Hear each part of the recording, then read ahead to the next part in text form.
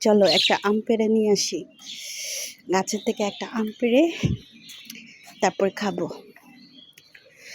আসলে গাছের থেকে একটা ফল ছিঁড়ে খাওয়ার মজাই আলাদা।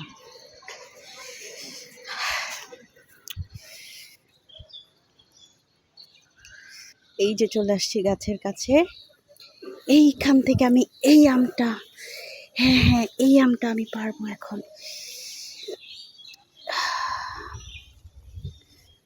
ইয়েস ইয়েস, চলো এটা এখন খাবো।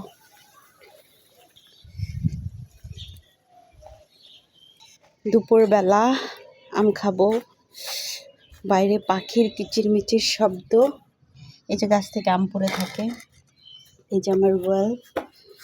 এখন আমি বাসায় বসে খাবো।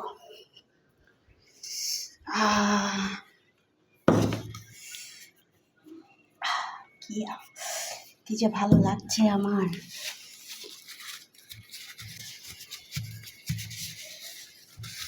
ওকে, আমি খাই, সবাই ভালো থেকো, আল্লাহ হাফেজ। না, এটা ধুয়ে কেটে তারপর খাবো।